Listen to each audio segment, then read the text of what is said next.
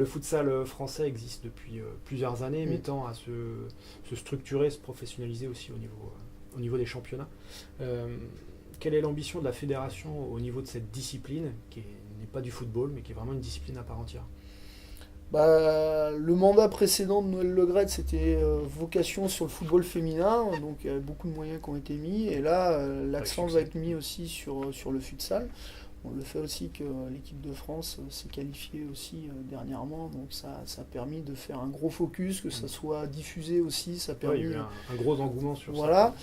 Après, effectivement, on est confronté à plusieurs problématiques, notamment une problématique de salles, Oui, de gymnase, qu'on n'a pas assez, ou alors qui sont surexploités par d'autres disciplines, donc bien sûr. effectivement, Qui sont même- prioritaires en plus. et qui sont prioritaires, ce qui peut être, Ce qui est compréhensible. ce qui est compréhensible, mais effectivement, une des difficultés, elle est aussi ça, donc même les grands clubs ou les grosses structures, bah, comme Nantes Métropole, bah, ils s'entraînent souvent tard, Oui. donc ils dépendent des autres créneaux qui sont libres, donc ça c'est un des freins.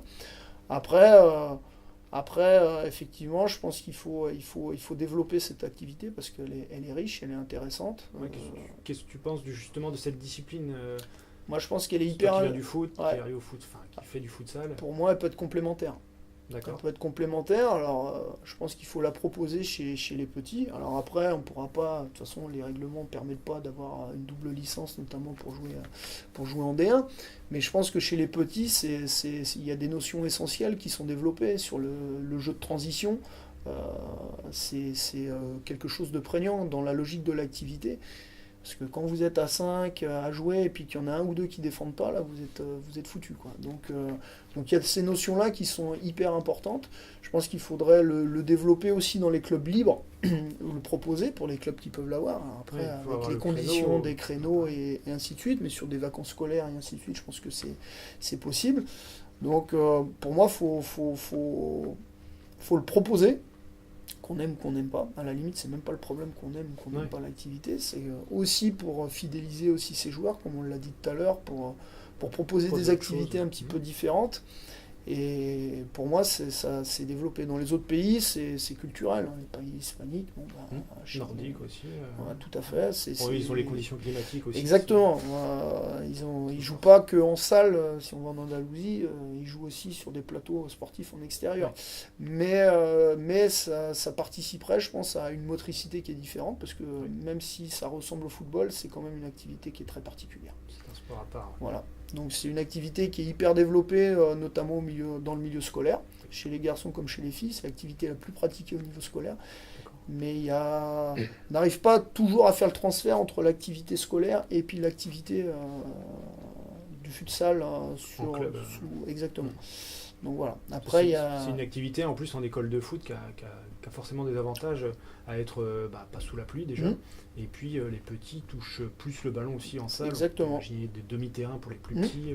Ah, bah, c'est ce qu'on fait sur les activités avec les jeunes catégories, hein. Donc un gymnase, il peut être séparé en deux et puis on joue en travers au lieu de jouer de but En à haut. but. Voilà, donc on peut même faire des plateaux qui sont assez sympas pour les petits. Puis c'est vrai que le futsal, qu'on accueille aussi, bah, on est en salle, c'est sécurisé, c'est fermé, donc il y a aussi cette notion-là qui peut être importante. Et dans l'accueil aussi des plus petits, ça peut être une bonne formule. Encore faut-il avoir les installations. Avoir les créneaux, bien sûr. Exactement. Donc c'est une pratique qui, à la fois d'un point de vue jeu Mm. et d'un point de vue encadrement, environnement, j'ai envie de dire, Mm.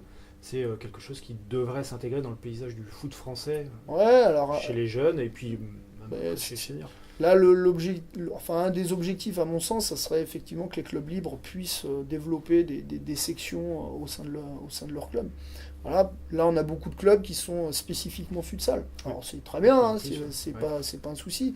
Mais je pense qu'on pourrait aussi, des clubs qui ont 600, 700 licenciés, des fois, des joueurs qui jouent pas toujours. Donc, il y aurait possibilité de monter des équipes pour jouer dans les différents championnats, puisqu'on a des championnats jeunes au niveau du futsal. Et là, on parlait des gens qui jouent pas, bah c'est pas grave. Si tu joues pas en extérieur, bah tu vas vas en jouer, futsal. tu vas jouer en futsal et tu joues. L'important, c'est que les gamins ils jouent. Voilà. Donc, je pense qu'il y a aussi des passerelles à faire entre le football traditionnel, si on peut appeler ainsi, et puis le futsal. Voilà. Moi, je pense que ça serait très, très formateur et très bénéfique aussi pour l'ensemble des clubs.